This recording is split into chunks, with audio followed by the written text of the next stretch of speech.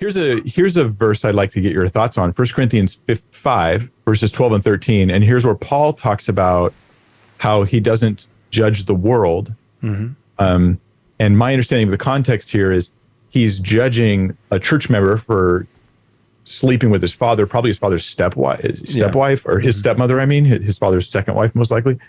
And it says in 1 Corinthians 5:12, he says, kick him out of the church, but I'm not talking about judging the world. And he says here, I'll read 1 Corinthians 5:12 and 13. For what have I to do with judging outsiders? Is it not those inside the church whom you are to judge? God judges those outside. Purge the evil person from among you. And I'll just offer my quick understanding of this, and I'd like to hear your thoughts. I'm sure you've probably heard this one before. So judging, most Christians that I encounter see this phrase, don't judge those outside, which means like don't disapprove of the behavior of people outside the church, which is totally not what this verse is talking about. Right. We should absolutely expose error and go and preach the gospel and even confront sin. He means judge like in the sort of judicial sense of using this sort of, I have this elder's authority to say, you are excommunicated from the church. You are not part of our fellowship until you repent of these sins. We want to have you back, brother, but you are in rebellion against God. That kind of judgment. And he goes, what do I have to do with judging those outside the church? God judges those outside. You guys need to judge those within the church. And this,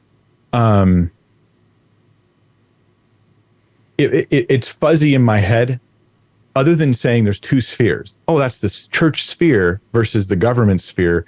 Right. But it doesn't seem like the perspective is those outside that the government is dealing with or whatever are part of that kingdom of Christ at all. They're just outside and God's judging them. What do you think of that? Yeah.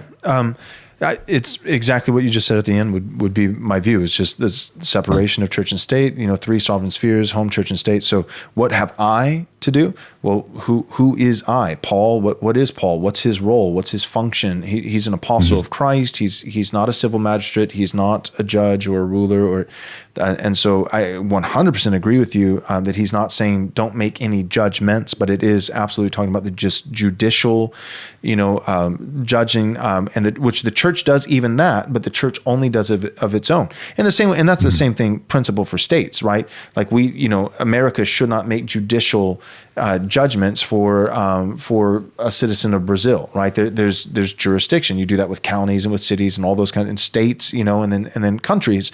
So authority always has boundaries. It always has a jurisdiction. It's always limited. Nobody has a limitless authority. It's this divested. It's not inherent authority. It's divested. All human authority is divested authority. And so with that, there are limits. There are jurisdictions. And I think Paul is I think that's what he's highlighting. You do judge outsiders. You judge anybody in terms of making a judgment, because really, if we say that we can't do that, then we're basically getting rid of the whole Christian principle of discernment. What is discernment but to make judgments? So I'm with you 100% on that. Discernment ministers, all those kinds of things. So the church can make certain judgments about people outside of the church, like Joe Biden, say, yeah, I judge that I'm not going to vote for Biden in 2024 if he's still alive.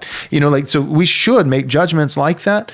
But no, we don't have this judicial, I can't go and punish Joe Biden. So I would say that the church does have judicial authority. There are ecclesiastical courts, and Paul talks about that in 1 Corinthians 6, this idea of why are you going to the pagan courts?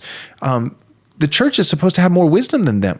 And so it's not just, it's fleshly and carnal to sue your brother. That's said also, but it's also this sense of like, do you not know you're going to be judging angels? Why are the pagan courts trumping the ecclesiastical courts? If it's a brother, if it's two brothers, you can settle this at home in the church, and the church not just making a judgment like discernment, but a judicial ruling for the members of the church. But any government, including ecclesiastical government, the church, it has its tools, keys of the kingdom for the church, sword for the state, and it also has its jurisdiction. The church can only deal with people that are within the church in that judicial sense. And so if we're talking about somebody who's not also a member of the church, they're unregenerate, then no, we can't give this judicial thing. And I think that's why Paul's saying, I don't have the authority to do that. They don't belong to this church. I'm an apostle of Christ sent to the church. I'm not a civil magistrate. It's outside of my jurisdiction. When he says, is it not those inside the church whom you are to judge? Mm-hmm. In a theonomy perspective, wouldn't a lot of the government leaders and a lot of the people enforcing the laws be those inside the church? Absolutely. A lot of them would be Christian. Again, not necessarily each and every individual, but yes, many of them would be members of Bible preaching local churches, but there still would be a separation. So they could be judged by their church that they belong to for certain matters under that ecclesiastical court.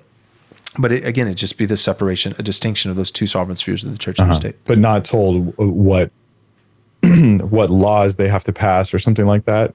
Well, they would be told that, but not in not with governmental binding. Their pastor, right? If George Washington, these guys, I mean, it's not a crazy hypothetical situation. We're talking about things that have happened in this nation not that long ago.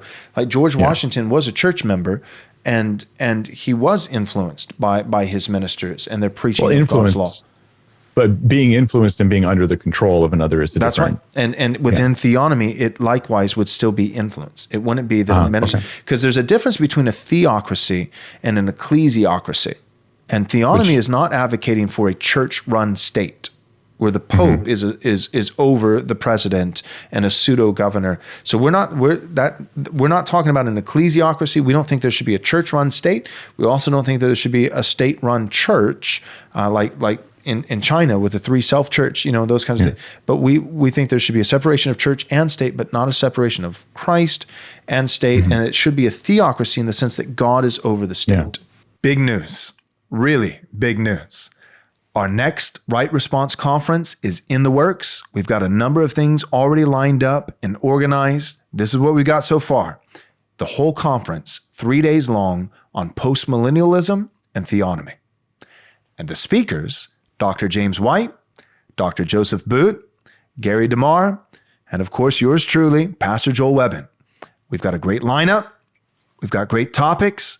If you want to find out dates and location and registration and anything else, go and visit our website, rightresponseconference.com. rightresponseconference.com.